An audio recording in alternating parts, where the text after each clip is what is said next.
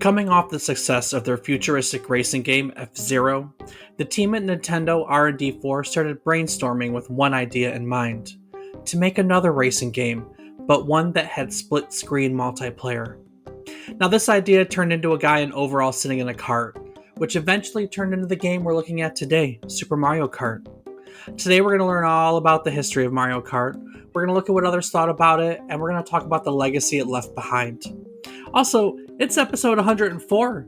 That's 2 years of podcast, so we have a little bit of celebration to do today too. So stop, drop, and roll? I don't know. Just stick around and join us for another trip down memory card lane.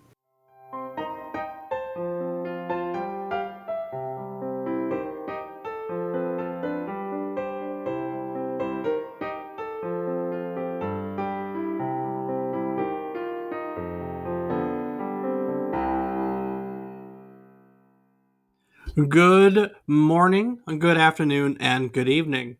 I hope these words find you well. Hello and welcome to the 104th episode of our video game nostalgia podcast, A Trip Down Memory Card Lane. Each week we take a look back at one game relevant to the current week in gaming history, and we tell you a story about it. While doing so, we hope to teach you something new about the game, what it took from the world as its inspiration, or what it gave back to the world as its legacy. This week, we are going back to look at Super Mario Kart, which was originally released for the Super Famicom on August 27th, 1992. I'm David Casson, and now, for 2 years straight, joining me as usual is my co-host, whose preferred method of travel is still a go-kart. He's my brother, Rob Casson. Rob, how fast does that thing go? Depends on the day, Dave. Some days we can hit, 100, 130, 140. Other days we can hit the jack stands, because that's about as far as it's going to go. The jack stands. Real talk, though. Are there go-karts that could go 130? I mean, it's incredibly dangerous, but it's no different than just taking a motor off like a Hayabusa and trans off of one and mounting it to a go-kart. There's absolutely. Don't the pro go-karts do like 70? Isn't that what like the normal racer? I don't know. I don't know. Something like that, yeah. They're definitely pretty high speed for the professional ones, if that's what you want to call them. True statement. Well, Rob, this is about the time that I ask you what you're playing. I already know the answer, so why don't you tell everyone else, what have you played in the last week? Well, Dave, in the last week, I've played Oxygen Not Included. Darn. I played RuneScape. When did you have time for that? I played Breath of the Wild. Did you take your Switch with you? And Ocarina of Time.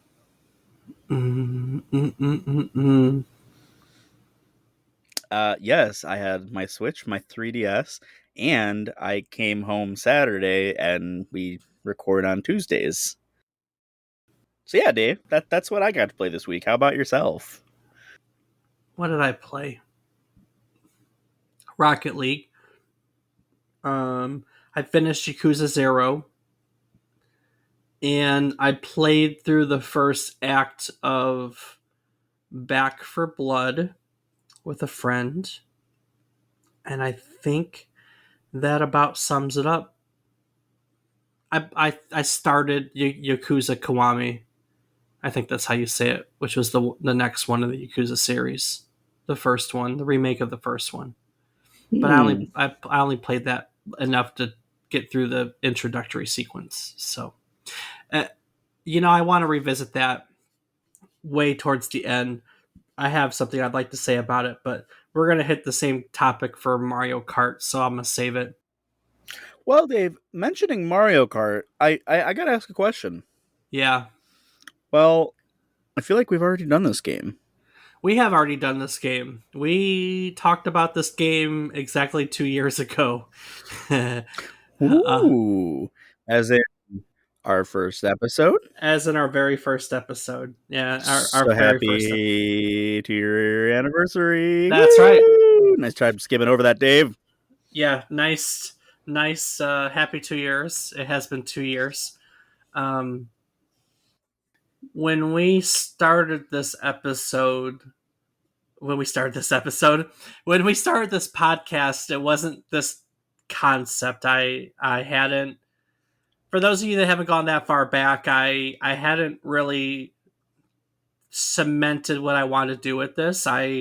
We started out more as a scripted type variety podcast where we talked about fun questions related to video games. We used what did we use Mario Kart to talk about? Do you remember? I don't remember. I don't remember what I did for lunch today, so that's a bad question to ask me. But it was stuff like I know one of our early episodes we and probably the first one we talked about Secret of Evermore and we used it as like talking about art as video games and we used Battlefield to ask the question of are video games educational? And back then we used video games as question as excuses to ask all these other questions. But I really liked learning about the games that I have a history degree and I don't get to use it nearly enough. So I kind of fell into the groove of really enjoying talking about the games. And so we kind of over time transitioned from all those other questions to more of a history podcast where we cover things. And so here we are. So when we did Mario Kart, we didn't look at it from this perspective in any way, shape, or form. So I thought it was fitting that 2 years later we could revisit Mario Kart. We could revisit Mario Kart from this perspective. So I think so, Dave. Definitely nice to see where we are now, and for those who are interested, definitely go back, give our first episode a listen so you can see just how different we are over these last 2 years. But with that, let's get rolling on some Mario Kart. all right, so on to Mario Kart. We get to tell Mario Kart's story, but the story of Mario Kart really, honestly, doesn't start out with Mario Kart. The story of Mario Kart starts out with F Zero. Did you ever play F Zero? I cannot think of Falcon's stuff right now. I was going to make a Falcon reference. I have definitely played F-Zero, yes. Yeah. Yeah. So F Zero was released. It was a launch title for the Super Nintendo, the Japanese Super Famicom, when they were both released in November 1990. F Zero is a futuristic racing game. It is a smash hit, and it was created by a group of developers in Nintendo Research and Development 4. Now, we've talked about R&D 4 before. They're responsible for Donkey Kong, which turned into the Mario franchise. They're responsible for Zelda. They're responsible for Star Fox, Animal Crossing, Wii Fit. If it's one of the big gigantic Nintendo franchises, it's almost guaranteed to have come out of R&D 4, which nowadays is now known as Entertainment Analysis and Development, Nintendo EAD. This is the development studio that has your Shigeru Miyamoto was at the head back then. Your Tetsuya Tazaki. Rob, you're a fan of Tazaka. Is it Tazaki? You know what I'm talking about, the Mario guy. Um, all your big games came out of R&D 4. So they made F Zero, and F Zero came out super fast, single player racing game, utilizes the Super Nintendo very well. People loved it. And as the story goes, capitalizing on the success of F Zero, they wanted to create a racing game afterwards that was capable of displaying two players on the same screen simultaneously, in contrast to the single player gameplay of F Zero. So they got the idea to make this basically split screen multiplayer racing game. That's where all of this started. Some of the team had worked on F Zero, like I had said. Shigeru Miyamoto was one of them. A few programmers came over, and so they took the knowledge that they had gained from F Zero and they worked on a very basic prototype for Mario Kart. Now, what they had was a car, and driven by a guy in overalls wearing a helmet. That's where they started. That's Mario Kart. That's That's it. Mario Kart. That's it. There you go.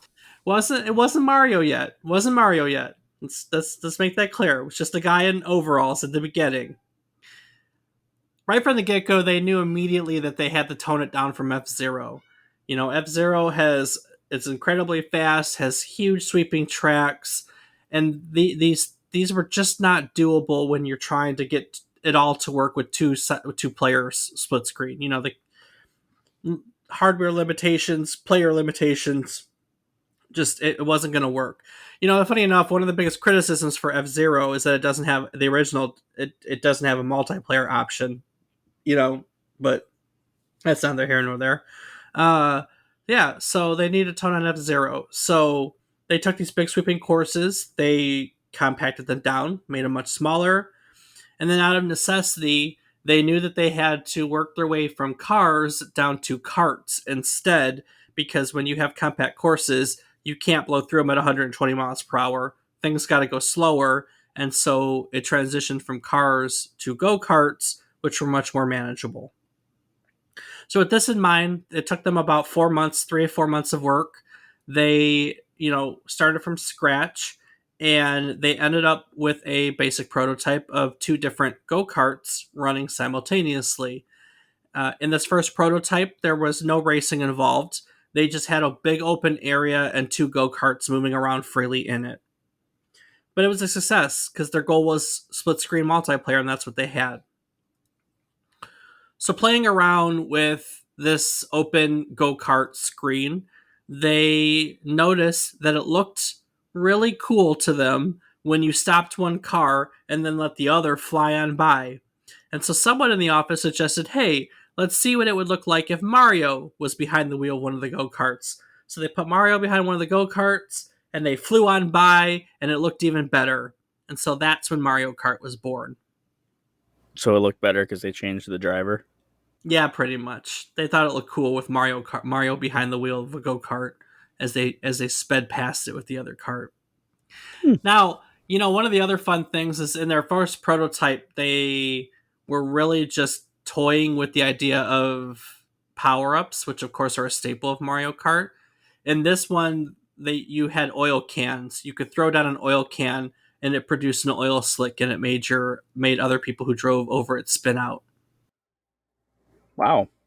And really from there, from this basic concept, they began to work the rest of the game out. There's not a whole lot to the development of Mario Kart. It was a racing game from the get go, so of course racing was a given.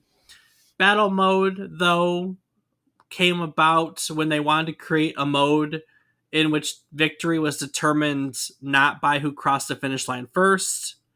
Um, and then in hindsight, honestly, I never thought about this till I sat down to read about the history, right? But looking back and now knowing that this game was originally designed as a two-player split screen experience, I never really paid attention to the fact that single player mode isn't full screen. Like you play on the one half and the other half is either your rear view mirror or your mini map. And I never ever thought about the why.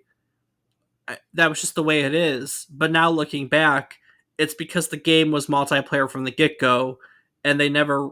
That was all. That's it. The game was split screen from the get go. It was designed as a split screen game. So when you're not playing two player split screen, they just fill the screen. They don't. They never felt the need to turn it full screen. You know what I mean? I never even thought of that myself till now. I Wow. I know. I've never again until I went back and because this is on your Switch. If you're a Switch Online member, so I went and I played it a little bit, and I never really thought about it, but then it really made sense when you put it all together. Um, like I said, there's not a whole lot to talk about in the development of Mario Kart, but I think let's give a moment because we recently brought up a Super Nintendo feature in a previous episode that applies. It's more applicable here, and that's Mode 7. So Mode 7 was a selling point for various games on the Super Nintendo. You see games that have Mode 7 really talk Mode 7 up in magazine articles.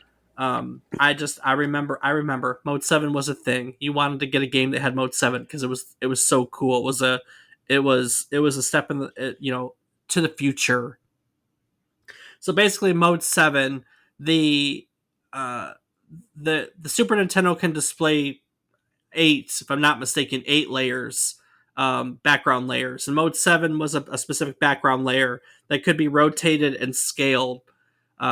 So this was used to apply a perspective effect to the background. So in Mario Kart, you're driving around and the course is spinning around you to like as you're going through it, the background spins around you, which gives it's a 2D game, but it gives you the idea that it's in 3D because the background can get scaled further, things get further away or forward away and they get rotated around you. Does that make sense? Yeah, it does. I mean, F-Zero was the same way. The backgrounds would rotate around you, basically. That was Mode 7.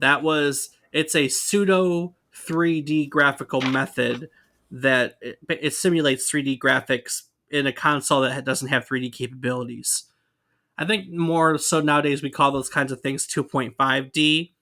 Back then they were pseudo 3D, but Mode 7 was really popular. It was actually a lot of games used Mode 7. Super Mario World uses it in its boss battles. Um, do you remember playing Super Mario World and how the bosses could like bounce back and forth between the foreground and the background? Yeah. The bosses were actually the Mode 7 background, and everything else was designed as a sprite in that mode.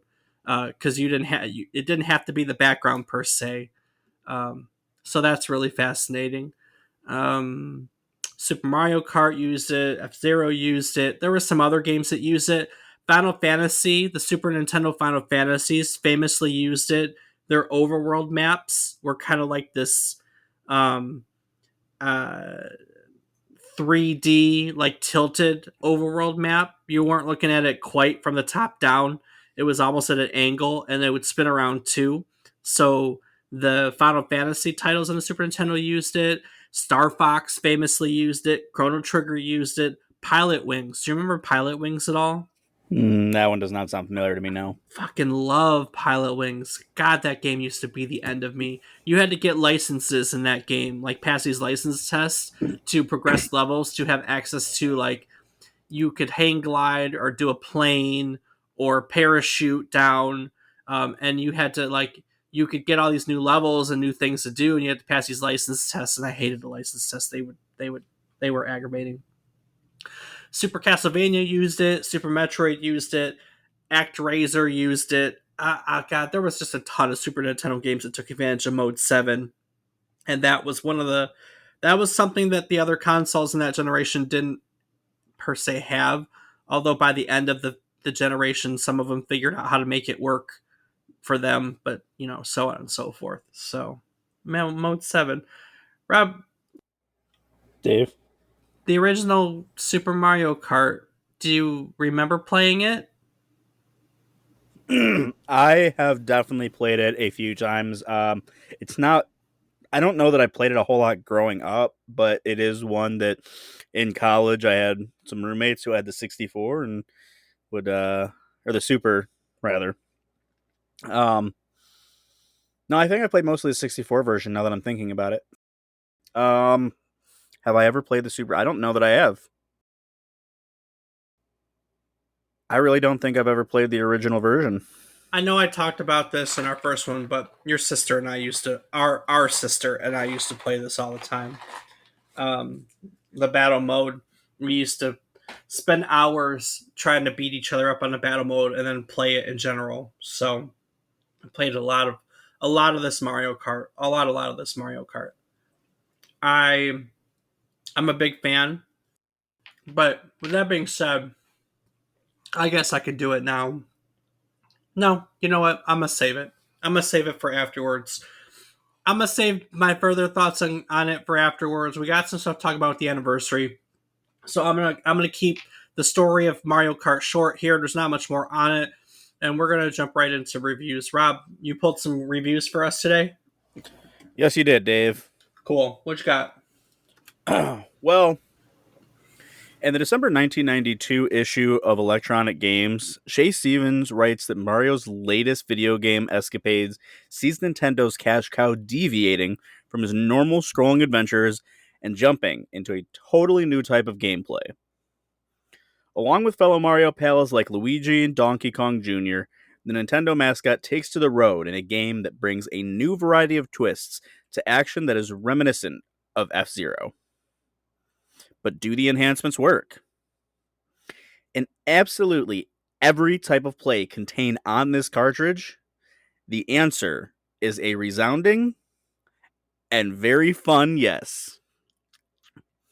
He goes on to say that out of the many options that are included in Mario Kart, the best are the replay features that allow players to watch their successful races over and over again. The player can even race against himself with this feature.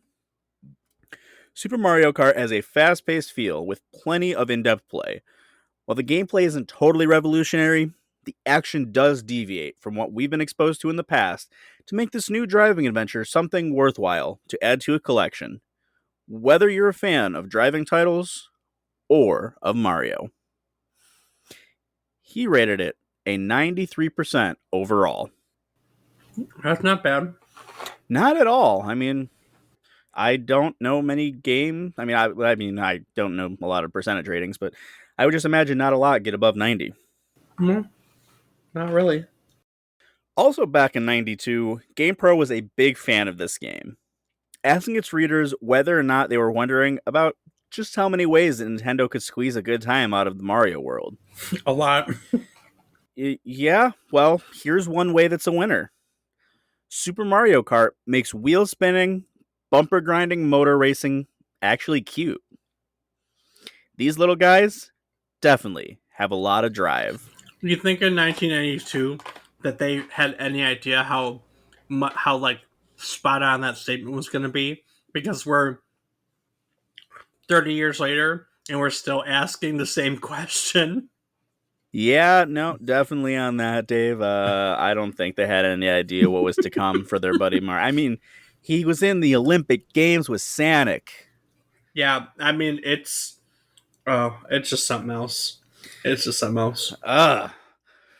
Next up, Nintendo Land rated this game a 98%, writing that what does Mario and his friends and enemies do on their spare time? They race around in go-karts shooting Koopa shells at each other. And that's what this fabulous game is all about. Super Mario Kart is pure fun to play and has a lastability never seen in a game before. I was still playing it 2 whole years after I first got it. That's why I give it a 98%. If you're going to own just one SNES game, this is the one. I don't agree. I strongly don't agree with that. Yeah, not knowing that I've actually played the original, I can't agree to that either. There were some pretty great Super Nintendo titles to go to, my friends. So It was a good generation. it was, yes, very true. But Dave, as always, we hear from critics. They're a bunch of critics. No one ever can appease those guys, except Nope. when they do, and which happens pretty often. But that's beside the point. We more around here want to listen to our users, and with that, I think we're going to take it away with Dude of Munson on Moby Games, who asks, "Who could help but love this game?" Everybody. I mean, I don't think anyone can help it, Dave. It's such a great game. Mm-hmm. Dude goes on to write that this is a great game to sit down and challenge yourself or challenge a friend.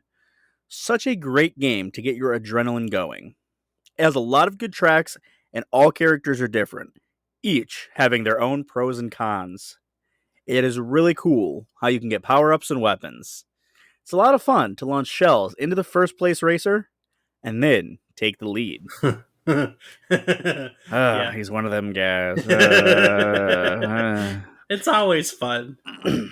Yeah, for the guy not in first. Yep. Who won by getting a better racer. Anyway, all in all, it's a really fun game that almost everybody can appreciate. Okay. Also from Moby Games, we have user Big C. Wonder what that is. Who writes that Super Mario Kart is a classic. Truly a classic. A big classic, you may. Big C, big classic, That's big it. classy. He goes on to write that the courses are excellent, challenging too, and, of course, fun. It's a game you can't put down and is still fun today. One of the main reasons of still having a Super Nintendo is to play this. His bottom line, it's a cute karting classic that has stood the test of time. Maybe. Yeah. Next up, we have user Charleston Bit on Metacritic, who reviewed Mario Kart a few months ago for some odd reason. Why not? We're But doing it. I mean, you're right, absolutely. And Charleston Bit wrote that while this game is semi enjoyable with friend and it's a part of Nintendo's history, this game is definitely not the best choice when it comes to Mario Kart games. The AI is horrible, as well as the steering, even if it's somewhat fun when you get used to it. They would just stick to the more Chad game, Mario Kart Wii. Mm. Yeah, Hmm. yeah, that definitely says that's a joke. Anywho, last up, Dave, we have Clob. talking. Yes. Last Clob. up, Dave, we have user Clob, I just like the name. Clob. Clob, who writes in the Wii Store release of Super Mario Kart that this not the best Mario Kart. It was a classic when first released, but every Mario Kart since has built upon the grounds this original laid and made it better. This version has incredibly boring tracks, and although acceptable back in the 90s, cannot compare to Waluigi Pinball today. The controls are also bad by today's standards. Single player is boring, and one Grand Prix is just too long. Fantastic once, but it hasn't aged. You'll do well to download Mario Kart 64 instead. He makes a few points. The Grand Prix is too long. Nowadays, I think they're 3 match Grand Prix. Back in the original, they were 5 level Grand Prix. Um, Controls are controls. But I want to stop and talk a minute for about where he started this. He said the original Mario Kart, every Mario Kart since is built upon the grounds the original laid and made it better. I agree. Um, I agree. I mean the newest Mario Kart is, I mean we're gonna get to it, but it's a powerhouse, man. It's a great game, and every game in the series since then has just gotten better and better and better. Rob, we've sat here now for 2 years, and week after week I recommend all these old games. I recommend all these old games, but it's really hard for me to recommend a game like Super Mario Kart here because I the new one just does everything better. A lot of times when we look at the old games, there's a reason why we look at the old games. Like, hey, come check out the beginning. It did this that the new games don't do, or something like that. But the new games do everything the old game did, just better. Does that make sense? Oh, absolutely, Dave. We've done a few sport titles, like we did a Madden episode a little while ago, and it's the same way. There's no point when you have a series like this that has constantly evolved and added and added and added. What's the point of playing this original one? Like I don't know. And I love this game. Don't get me wrong. I genuinely loved the original Super Mario Kart. I have a lot of hours into it with a lot of different friends. Heck, I can remember playing it at a ninth birthday party. I just remember having a bunch of friends over, and this is what we did all night was we played Mario Kart. Um, so I have a lot of memories of Mario Kart, but I I don't know why to play this. I don't know why. I don't normally say that, but I don't know why to play this.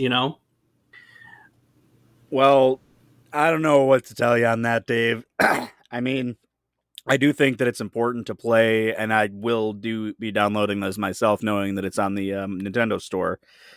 I do think it's important to play at least once to get an idea of where your roots are from and see how far the series has come. Yeah, You yeah. know? Well, I was thinking about it.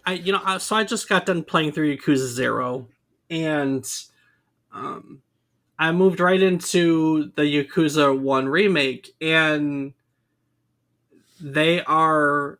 And I just started playing. I know there's going to be differences, but there aren't any differences to begin with. Like they're built on the same engine. The loading screens are the same.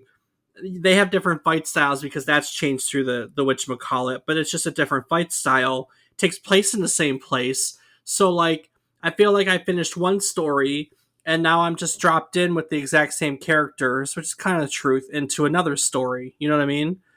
Mm-hmm. But it's really bizarre because typically when you go from one game in a series to another for a lot of different series, something about the game has changed. And it really I feel like with Yakuza, I've just loaded up into the same game.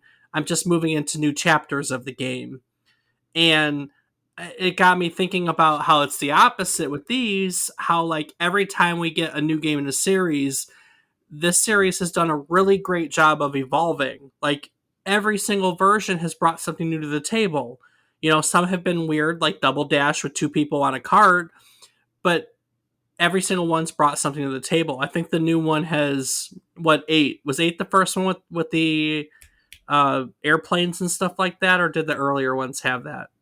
I don't know very well when it started. It might be 8, it might have been sooner, but somewhere around there, I'm sure.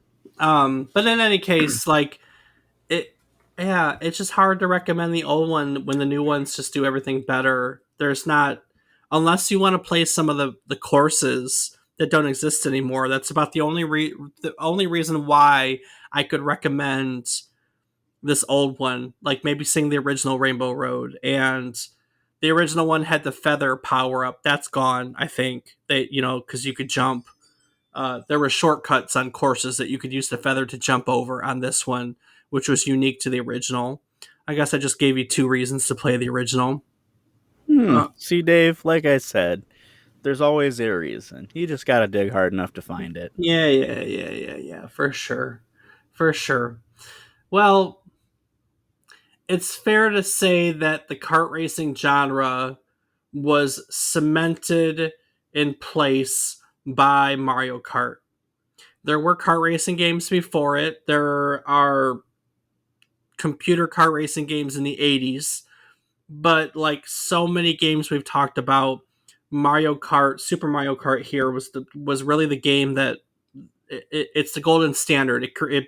It cemented the genre. It popularized the genre. It brought it into the mainstream. So this was definitely the first kart racing game to implement combat elements. The power ups that it uses. So that was brought to this. That's been done with everything. Since then, there have been 14 games created within the Mario Kart franchise, 6 home console games, 3 handheld console games, 4 different arcade cabinets, and it's on your mobile phones now. I have it on my phone. So, technically, the latest game in the series isn't Mario Kart 8, it's Mario Kart Live, that weird Switch one where you control a real remote control car with your Switch that has a camera attached. That is the latest Mario Kart game. But as I had mentioned a little bit ago, Mario Kart 8 is well, it's a very impressive game, Rob. The Wii U version was the best-selling Wii U game, and then for the Switch they remade it. They call it an enhanced version. They called it Mario Kart 8 Deluxe, released for the Switch. It's currently the best-selling Switch game. And between the Wii U and the Switch version, Mario Kart 8 is the seventh best selling video game of all time. Yeah, sounds about right. It is a pretty damn good one. It's one of the few I actually enjoyed pretty well. It is easily the best selling racing game of any kind of all time. Nah, Uh, Midnight Dub. yeah, right. In fact, in the list of top 50 games of all time, top 50 selling games of all time, there's only 3 racing games, and all 3 of them are Mario Kart titles. So, Damn. Chances are you've played Mario Kart. Chances are you love Mario Kart. Be honest with you, I one of my college group of friends, when we all get together, Mario Kart is still not even get together. We play online nowadays. When we decide we want to play a game together as a group, Mario Kart is still our choice of game. Um, and I think a lot of it is just one of those games that everybody can play, including like our spouses that aren't normally gamers. Uh, Even someone who's not normally a video gamer can very easily pick up Mario Kart and play and have a lot of fun doing that. Um, it's a game that, yeah, skill plays a factor, but a lot of luck does too. And Rob, you said that you hate the power ups, but let's be honest, the power ups are the great equalizer, you know? Yeah, I get it, but it's just frustrating when you always race super well and get beat just because someone hit you with a damn lightning bolt. Look, I'm probably the heaviest gamer of the group, and I mean, I, I race pretty well, and I don't win constantly, and the power ups have a lot to do with that, and it's a lot of fun. Although I'm not the best racer in the group, I'm not going to pretend. I'm just a competitive one. So, um, yeah, while we're on the topic of kart racing games, there have been kart racing games for everything, and I mean everything. Like I pulled up a list of kart racing games, and there's like Mickey's Speedway USA and Crash Bandicoot Racing and Diddy Kong Racing, Kirby Air Ride, Little Big Planet Karting, uh, Sonic and Sega All Stars Racing. We know of Crash Team Racing. We know of. There have just been kart racing versions of Nicktoons Racing, Lego Racers, Madagascar Karts. I mean, what's that, man? I couldn't tell you. DreamWorks Superstar Karts, which has Shrek, Madagascar, How to Train Your Dragon, and Monsters vs. Aliens characters. Toy Story Racer. There's a Toy Story racing game. I mean, there's kart racing games for freaking everything. It's kind of funny. Um, it definitely is a genre, and it all started here with. It all started here. I started here. So, Rob, that's Mario Kart. I'm gonna keep it there. Not a whole lot about it because I want to take some time and revisit the fact that it's our 2 year. We've been at this for 2 years, 104 episodes weekly. Man, we got to get smart about this sometime.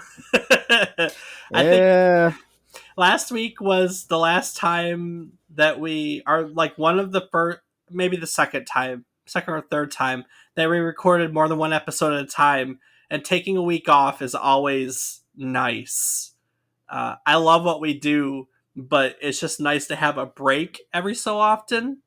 Of course, that's my fault. I'm not going to put that on you at all. I have to have the discipline and the time to write multiple episodes at once, which normally doesn't jive with everything else I do. But you were on vacation, so it was nice to do that. Nice to have a break. Um, we should do that more often, is what I'm saying. more vacations, I'm in. So I think we did this a year ago. It's hard to believe that we have gone another year. By any chance, do you remember what our 54th, our 52nd episode was? Our 1 year episode? That would be Golden Gun. Well, yeah, GoldenEye. Oh Yeah, yeah, yeah, Golden Eye. My bad. the I'm man, so used to the Golden Gun. the man with the golden gun is what I call the episodes. You're not very far off. We've we've done some interesting stuff. Has there been anything in the last year that you particularly liked or that sticks out in your mind? I mean, now look, with me asking this question, I get it. You don't remember lunch, so I'm not expecting a miracle here. But were there anything in the last year that you really liked looking at or talking about, or something that just hit you the side of it was kind of cool? Well, I have to look back and think we did do an episode on one of my favorite series of all time and what I probably played the most growing up, which would Pokemon, be Pokemon. yeah, But we did. it was also really nice on games like we had Kiefer join us on our Phoenix Wright episode. We did, yeah. So that was interesting, and I believe we've had people join us for other ones since then too in year two. We haven't done a lot of people in this year. Also, my fault. That's something I wanted more of, and somehow we got to less of it. But that's okay. It happens. Happens. If you're out there listening and you want to join us, hit me up. Yeah. Yeah. I guess maybe that was the only one from this year. Yeah. Uh, wow. Now that I think about it, yeah, I think everything else was before that. But I think between Pokemon, obviously, it's always great having people join us. And then obviously, naturally, our episode 100. Yeah. Our episode 100. Episode 100 was Turtles in Time because it was one of our favorite games playing growing up playing together. Um, I we've done in this year some games I really enjoyed revisiting. Parappa the Rapper comes to mind. That was a lot of fun playing back through. I also really enjoyed. There were some new games I never got to play.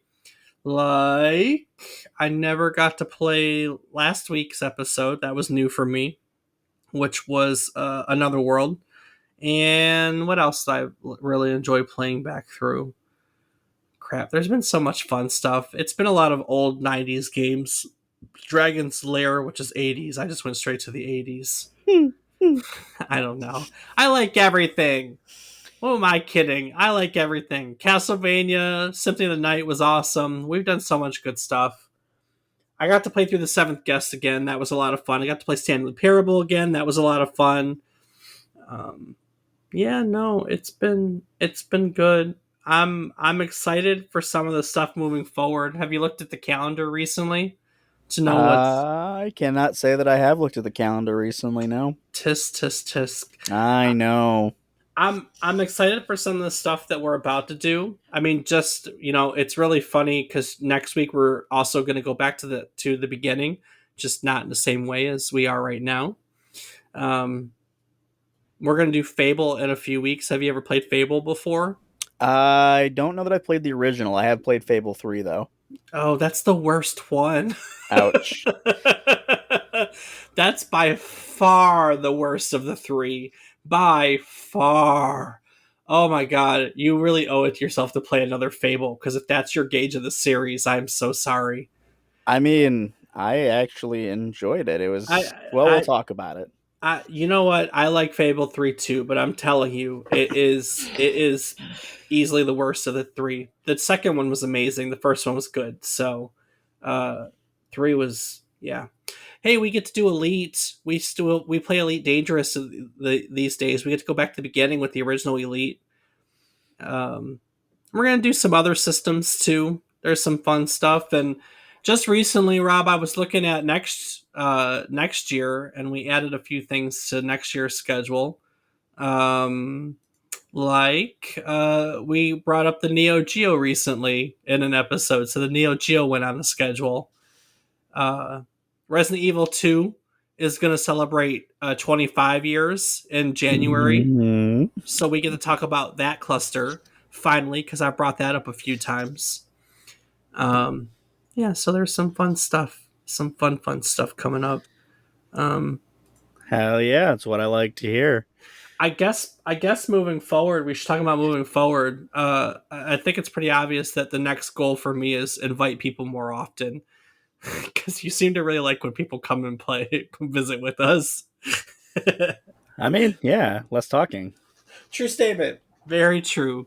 Very, very, very true. So, but no, it's been. I mean, here we're 2 years and counting. I've got at least another year of episodes planned. I don't, we've been asked this before.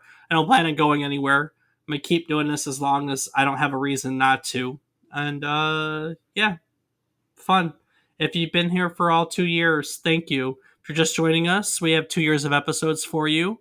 We were a very different podcast in the beginning, so go see and listen to how fun that is. And keep joining us for stories about new video games. You know? Right on, Dave. But I think you mentioned going back and listening to 2 years of episodes, but like Where? where? Where? Yeah, Dave, Yeah. where? On top of doing this podcast, I also maintain our website, which you can find at www.memorycardlane.com. It's got all my show notes. It's got our old episodes. It's got our biographies. It's got a calendar with upcoming episodes. It's got each episode on the calendar has a link where you could submit your own memories if you'd like us to read what you have to say instead of finding stuff online, which we tend to do. And there's also a link to our Patreon. If you want to come play video games with us, there's a link there too. So, yeah. Social media links. Rob, what's yours? Well, Dave, I can be found twitch.tv/FATBOIRIPZ. And And I, yourself? I can be found on various platforms as David is wrong. Indeed, he is. So that'll about do it for 2 years in Mario Kart. Rob, before I take it out of here, what would you like to add to today's episode? Well, Dave, as always, I want to take a quick moment to say thank you so much. 2 years is a long time to be doing this week in and week out. And although your streaming personality may be that you listen to a couple episodes a day or you listen to one and decide you never want to listen to us again, we still appreciate knowing that you're out there listening. We hope we bring you some joy, because I know that for me, never would have thought I'd be at this 2 years and still enjoying every minute of it. So thank you all for listening. Dave, any last words from you? Also, thank you. I'm going to keep it simple. Also, thank you. So, Man, a few words. Sometimes it's for the best. And with that, Dave, let's go on and talk about next week. I think the last thing I'm is a man of few words. But with that being said, I'm going to take it out of Oh, here. actually, yeah, we should. One thing we Oh, forgot to talk about. What did we learn? Yeah, what did we learn? Every week we talk about, what we learned. We like to teach you new things with the story and teach you about the game, what it took from the world as its inspiration, or what it gave back to the world as its legacy. And so, as part of the acknowledgement that while we teach, we learn, we like to talk about what we learned. So, Rob, what's your biggest takeaway? Honestly, Dave, I'm going to have to attribute my biggest takeaway to the fact that Mario Kart didn't start out as Mario Kart and then started out as Man in Suspenders Kart. Like, it's astounding to me that that's not the intention when they created the game, and they're just like, hey, let's put Mario in the driver's seat and see how cool it looks. Yeah. That's great. Run it. Like, okay. I know. Well, mine's similar. I had no clue that this was just designed. They literally just wanted to make a split screen multiplayer racing game. After F-Zero was so successful, they said, "Hey, let's make this in 2-player, but not," is essentially what it was. It could, for all we know, it could have been a 2-player F-Zero. They could have started with that notion, realized that the Super Nintendo couldn't handle it, and had to power everything down until they got to Mario Kart. So I'm in the same vein. That was really fascinating for me. Really fascinating. Well, on that note, I had already alluded to it. This week, we went back to our beginning as Super Mario Kart was on our first episode and now our 104th episode. But next week, we're going to go back to the beginning of video game consoles, period. Released in September of 1972, the Magnavox Odyssey was the first commercial home video game console. We're going to learn all about the console, the Odyssey. We're going to learn about its creator, the father of video games, Ralph Baer. We're gonna learn all about the beginning. So join us again next week. We'll be taking a look at the beginning of our hobby as we take a brown box trip down memory card lane. Do the thing. Scoop up da dum ba boo ba.